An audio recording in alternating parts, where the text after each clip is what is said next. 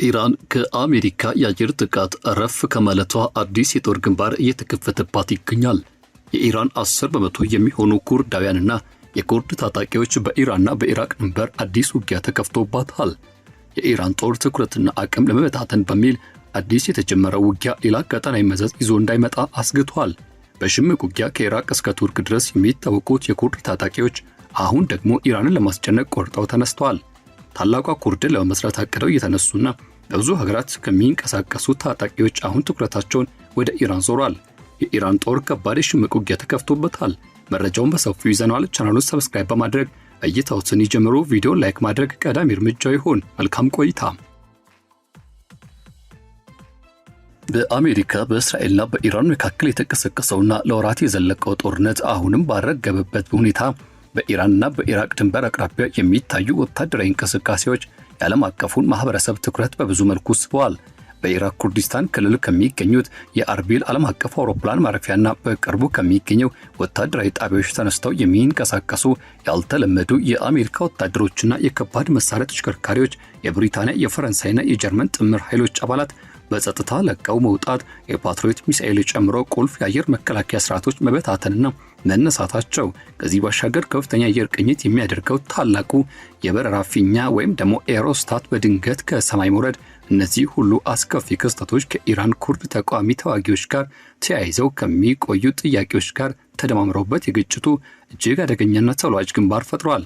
ለመሆኑ የኢራቅ ኩርዶች የኢራቅ የኩርዲስታን ክልላዊ መንግስት ይፋዊ የፔሽመርጋ ኃይሎችና በግዛታቸው ውስጥ የሚገኙ የኢራን ኩርድ ስደተኞች ተቃዋሚ ቡድኖችም ወደ ኢራን ድንበር ዘልቀው የሚገባ ደፋር ወታደራዊ ጥቃት ለመሰንዘር እየተዘጋጁ ነው የሚለው አነጋጋሪ ሆኗል። አሜሪካ የምድራዊ ወታደራዊ ህልውናና ከኩርድ አጋሮቿ ጋር የምታደርገው ትብብር እንደገና በማስተካከል ላይ በምትገኝበት በዚህ ወቅት ላይ ቴህራን በምዕራባዊ ድንበር አቅራቢያ በድንገት አዲስና ጠንካራ የታጠቀ ፈተና ገጥሟታል። ቀደም ሲል በባግዳድ በአርቢልና በዋሽንግተን ምስጢራዊ ደህንነት ውይይቶች ውስጥም ብቻ ተወስነው የነበሩት እነዚህ መረጃዎችም ከአካባቢው በሚወጡ የቅርብ ጊዜ ዘገባዎችና ክስተቶች ምክንያት አሁን በግልጽ ወደ አደባባይ ወጥተዋል። በሐምሌ ወር መጨረሻ አካባቢ የተስተዋለ ወታደራዊ እንቅስቃሴ ከወትሮ የተለየና እጅግ አስገራሚ ነበር። በአርቢል የሚገኙ የኩርድ ደህንነትና የመንግስት ባለስልጣናት እንደገለጹት ለዓመታት የፔሽመርጋ ኃይሎችን ለማማከርና ከቀሪው የአይስ ስጋት ጋር የሚደረገው ትግል በደህንነት መረጃ ለመደገፍ የሚያገለግሉ የነበሩትን የጥምር ኃይሉን ማዕከላት ለቀው የሚወጡ ተሽከርካሪ ተወንጫፊ ሚሳኤሎች፣ የሎጂስቲክስ ኮንቴይነሮችና የአየር መከላከያ አካላትን ጭነው ሲንቀሳቀሱ ታይተዋል። ቀደም ሲል በቦታው ላይ ተተክለው የነበሩት ቋሚ መከላከያ ስርዓቶች ተነስተው ተወስደዋል። ከአውሮፓ የመጡ ጥምር ኃይሉ አጋሮችም እንዲሁ ህልውናቸውና ሰራዊት ቁጥራቸው በከፍተኛ ሁኔታ ተቀንሰዋል።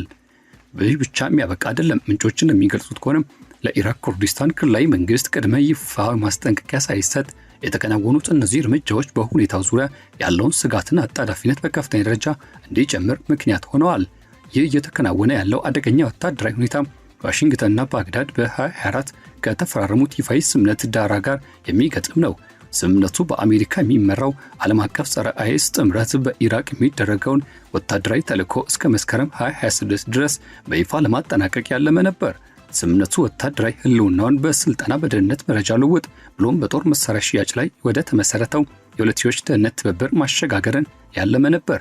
በቀደሙት የምዕራፍ ሂደቶችም አሜሪካ ኃይሎቿ በኢራቅ ፌዴራላዊ መንግስት ቁጥጥር ስር ከሚገኙ ወታደራዊ ጣቢያዎች አብዛኛውን ለቀው መውጣት ነበረባቸው። የአየር መከላከያዎቹ በአሁኑ ወቅትም በኢራን ወይም ደግሞ ከኢራን ጋር በተሰለፉ የኢራቅ ታጣቂ ቡድኖች የሚተኮሱትን ድሮኖችና ሮኬቶች በተደጋጋሚ ማክሸፍ ረገድ ከፍተኛ ጫናና ሂደቱን በሚገባ ተወጥተዋል። እነዚህ መከላከያ ስርዓቶችም እጅግ አስፈላጊ መሆናቸው ተረጋግጧል። ውጊያው ከተጀመረ ወዲህ በኢራቅ የሚገኙ የአሜሪካ ሀብቶችና ይዞታዎች ቀጣይነት ያለው ጥቃት የደረሰባቸው ሲሆን አብዛኞቹ ተወንጫፊዎች በሰማይ ላይ እንዲከሽፉ ቢደረግም በአሜሪካ ወታደራዊ አባላትና እንዲሁም የሞትና የቁስለት አደጋዎችን አድርሰዋል። አሁን ደግሞ የተቀመጠው የመጨረሻው የጊዜ ገደብ ለመድረስም ከሁለት ወር ያነሰ ጊዜ ብቻ በሰዓቱ በቀረበበት ወቅት ላይ አሁን ከኢራን ድሮኖችና ሚሳኤሎች ለመከላከል እጅግ አስፈላጊ የሆኑትን የጦር መሳሪያዎችና እነዚሁ መሳሪያዎች በግልጽ ማዘዋወር፣ ማንሳት፣ የወታደሮች መውጣት ሂደት እየፋጠነ ነው የሚለውን ግምት ስጋትን አፋፍሞታል። በባግዳድ የሚገኙ አንድ ኢራቅ ባለስልጣን ሂደቱ የተደራጀና የተቀናጀ ሲሉ ገለጹት። ሆኖም ግን በቅርቡ በአንድ ወር ጊዜ ውስጥ ብቻ ወደ 90 የሚጠጉ የድሮንና የሚሳኤል ጥቃቶች የተመዘገቡበትና በደርዘን የሚቆጠሩ ጥቃቶችን አስተናግዶ ያለውን ክልላዊ የሚጠብቁ የአየር መከላከያ ሀብቶች ለቀው ሲወጡ ማየት ደግሞ በክልሉ ተጋላጭነትና የስጋት ሂደት እንዲሰፍን ምክንያት ሆኗል። ከእነዚህ የአሜሪካ ወታደራዊ እንቅስቃሴዎች ጋር በኢራቅ ኩርዲስታን ክልልና በድንበር አቅራቢያ ዋና መስሪያ ቤታቸውን ያደረጉት የኢራን ኩርድ ተቃዋሚ ፓርቲዎች በድንገት በማዕበሉ መሃል ላይ ተገኝተዋል። የኢራን ኩርዲስታን ኮማላ ፓርቲ፣ የኩርዲስታን ነጻነት ፓርቲና ሌሎችም ቡድኖች ጨምሮ በርካታ ተቃዋሚዎች ከ1991 እንደ አውሮፓውያን ዘመን ቀመር ከበረራ ነጻ ቀጠና መመስረትና በ2003 እንደ አውሮፓውያን የዘመን ስሌት በአሜሪካ ከሚመራው ወረራ ወዲህ ለፖለቲካና ወታደራዊ እንቅስቃሴዎቻቸው የተፈጠረላቸው ሰፊ ምህዳር መጠቀም ለ10 ዓመታት በአካባቢው ወታደራዊ ጣቢያዎችና ድርጅታዊ መዋቅሮችን ገንብተው ቆይተዋል። የእነዚህ ተዋጊዎች ጥምር ቁጥርም በሺዎች የሚቆጠር እንደሆነ ይገመታል። በራሳቸው ፓርቲዎቹ ባለስልጣናት የተጠቀሱትና በክልላዊ ምንጮች የተረጋገጡ መረጃዎች እንደሚያሳዩት በዋና ዋና ቡድኖች ስር የሚገኙት ንቁ ተዋጊዎች ቁጥር ከጥቂት ሺዎች እስከ 800 እና 10 ሺህ ይደርሳል።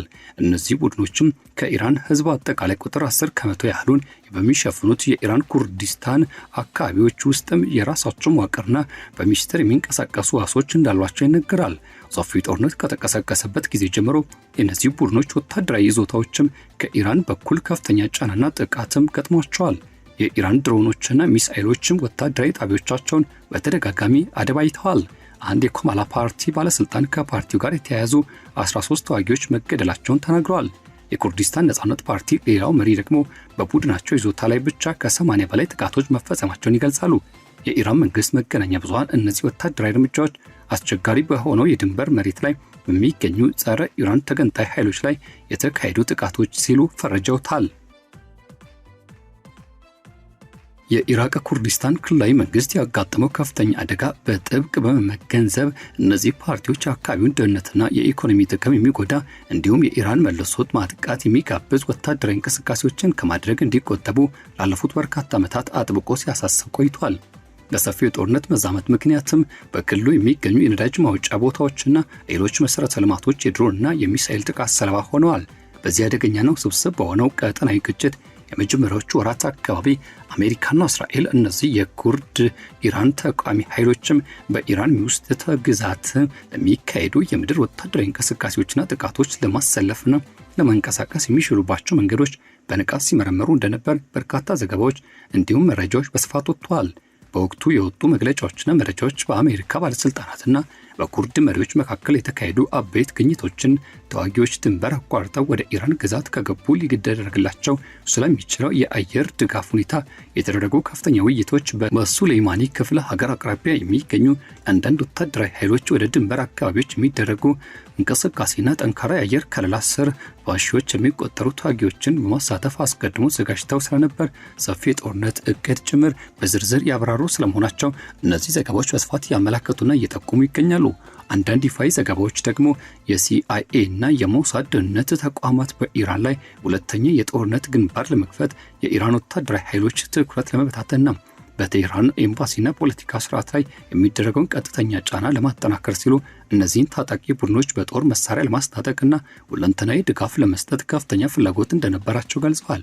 የትራምፕ አስተዳደር ቁልፍ ባለስልጣናትና መሪዎችም ከተወሰኑ የኩርድ ተቃዋሚ ኃይሎችና መሪዎች ጋር በቀጥታ ውይይቶችና ንግግሮችን ማካሄዳቸው ተዘግቦ ነበር። ሆኖም ግን ከጊዜ በኋላ የወጡትና የተከተሉት ዘገባዎች እንደሚያመለክቱት እጅግ ትልልቅና ሰፊ ምኞት በነበራቸው እነዚህ ወታደራዊ እቅዶችና ሐሳቦች በመረጃዎች መሹለክ ወገኖች መካከል በነበረው ጥልቅ አለመተማመን ሳቢያ በቱርክ በኩል በደረሰው ከፍተኛ ዲፕሎማሲያዊ ጫና እሱን ተከትሎ ተቃውሞ ምክንያቱም ሙሉ በሙሉ ወድቆ ነው ተክደው ቀርተዋል። ቱርክ በራሷ ግዛትና አቅራቢያው ስብስብ የሆኑ የኩርድ ፖለቲካና ደህንነት እንቅስቃሴ ያለባት ሀገር በመሆኗ እንዲህ አይነት አደገኛ ዝግጅት እንዲተገበር ፈጽሞ አልፈቀደችም። የኢራን ኩርድ ተቃዋሚ መሪዎችም ከአሜሪካ፣ ከአውሮፓ ወይም ከአረብ ሀገራት ወታደራዊ እርምጃዎቻቸውና እንዲሁም እርዳታዎችና የጦር መሳሪያ አግኝተናል የሚሉትን መረጃዎች አጥብቀው ውድቅ አድርገዋል። እነዚህ መሪዎች ዋናውና ቀዳሚ ትኩረታቸው ብሎም ቅድሚያ የሚሰጡት ጉዳይ የኢራቅ ኩርዲስታን ክልል ደህንነት፣ ሰላምና ዘላቂ መረጋጋት እንደሆነና በዚያ የሚኖሩትን ወንድሞቻቸውን የኩርድ ህዝቦችን የሚያስቆጣ የሚጎዳ ወይም አደጋ ላይ የሚጥል ምንም አይነት ወታደራዊ እርምጃ የመውሰድ ፍላጎት እንደሌላቸው በአጽንኦት ተናግረዋል። ከመሪዎቹ አንዱ በግልጽ እንደተናገሩት ከሆነ በሺዎች የሚቆጠሩ ዝግጁ ተዋጊዎችም ያሏቸውና በኢራን የውስጥ ግዛቱ በርካታ አደገኛ ስራዎችን መስራት የሚችሉ ቢሆንም የእነርሱ መጠለያና አስተናጋጅ የሆነው የኢራቅ ኩርዲስታን ክልል አደጋ ላይ የሚጥል መንገድ ፍጹም አይንቀሳቀሱም። ሌላው ቡድኑ ከፍተኛ መሪ የአሜሪካ ዋና ፍላጎትና እንዲሁም ደግሞ ዓላማ በውስጥ ተኪ ኃይሎች አማካይነት የቴህራን አስተዳደር በቀጥታ መጣል ሳይሆን የኢራንን ቀጠናዊ ተጽዕኖ ወይም ደግሞ ወታደራዊ አቅም ማዳከም ላይ ብቻ ትኩረት ያደረገ እንደሆነ መግለጻቸው ነበረ። ይህ እጅግ ሚዛናዊ የሆነ የፖለቲካ አካሄድ ኢራን በሰሜን ምዕራብ ድንበሯ ላይ አሁንም ቢሆን የጠበበ ነገር ግን ቀጠናዊነትና ብሎም በብዙ መልኩ ሊራመድ የሚችል የታጠቀ ስጋትና ወታደራዊ ፈተና እንድትጋፈጥ ያደርጋታል።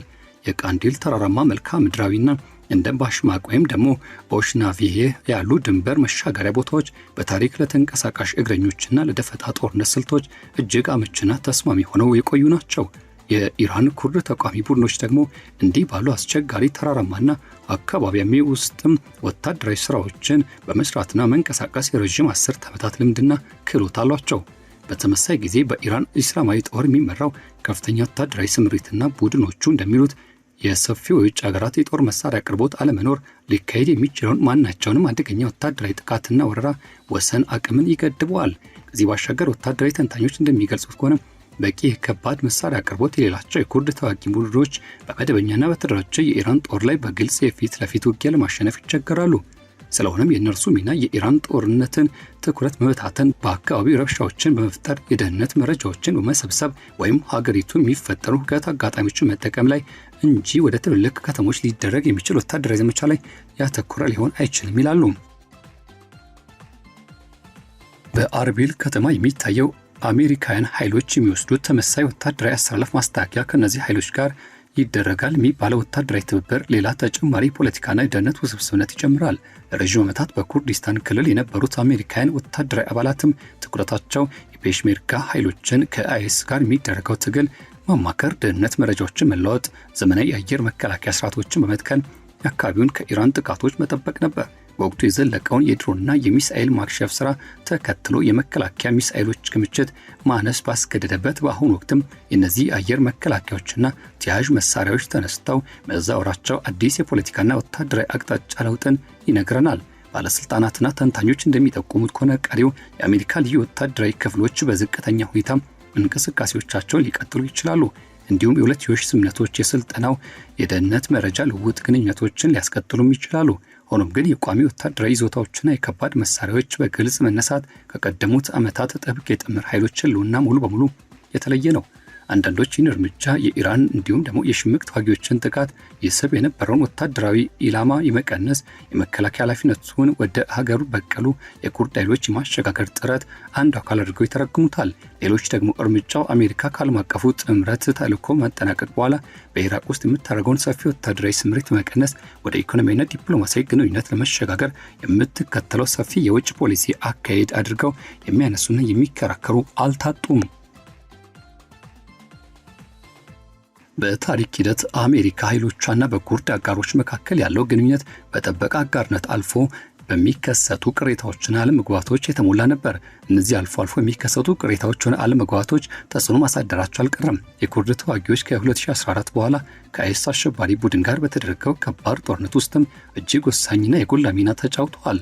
በሌላ በኩል ደግሞ የኢራን ኩርድ ተቃዋሚ ቡድኖችም ከቴህራን አደገኛ የፊት ለፊት ግጭት ውስጥም በመግባት ረገድ ማይፈልጉ በኢራቅ ፌዴራል መንግስት እና በኩርዲስታን ክልላዊ መንግስት ስር እጅግ ተጠንቀው ሲኖሩ ቆይተዋል።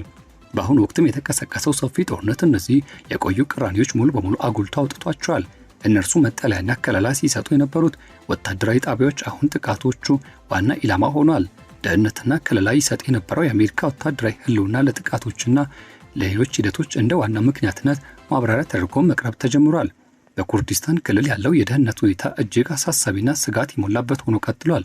ከኢራን ኩርድ ተቃዋሚ ጣቢያዎች ባሻገር ከኢራን ጋር የተሰለፉ የኢራቅ ታጣቂ ቡድኖች በተደጋጋሚ ጥቃቶችን ሲፈጽሙ ቆይተዋል። የአሜሪካ ኃይሎች ደግሞ በበኩላቸው በእነዚያ ቡድኖች ላይ መልስ ጥቃቶችን ሰንዝረዋል። በእነዚህ ጥቃቶች ምክንያትም በሁለቱ ወገኖች በኩል የሲቪሎችና ወታደራዊ ሕይወት አልፏል። የተለያዩ ኢኮኖሚያዊና መሠረተ ልማታዊ ተቋማትም ተመትተዋል። የኢራቅ ጠቅላይ ሚኒስትር ያነቁቷቸው እነዚሁ መግለጫዎችም የጥምር ኃይሉን መውጣት ጊዜ ገደብ፣ የታጣቂ ቡድኑ ትጥቅ መፍታትና የአገሪቱ ሙሉ ነፃነት የማረጋገጥ ጥረቶችን አያይዘውታል።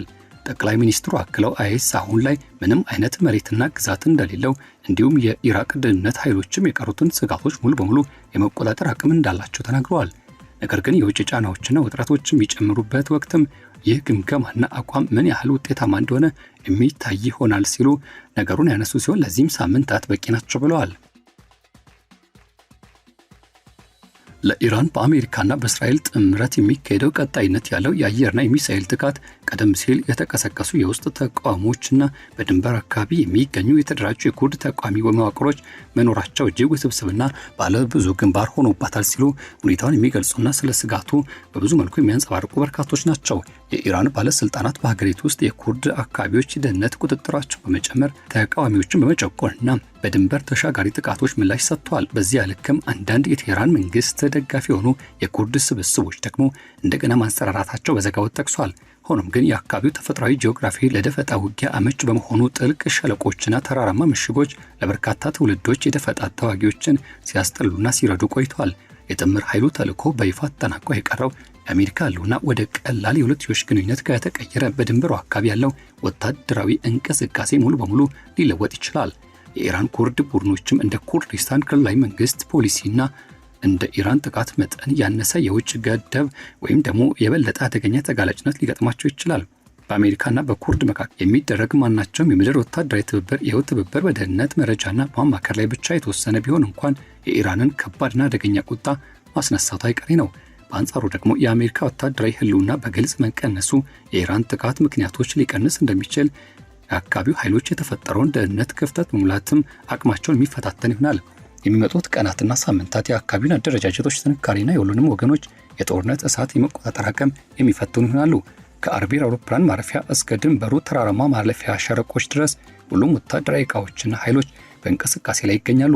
የእነዚህ ክስተቶች ሙሉ ውጤቶችና መዘዞች ገና ወደፊት የሚገለጡ ቢሆንም ለኩርድ ተዋንያን፣ ለኢራን ደህንነትና ለአሜሪካ ቀጠናዊ አቋም ያላቸው ትልቅ ትርጉም ግን አሁንም ቢሆን እጅግ የላቀና የጎላ ነው።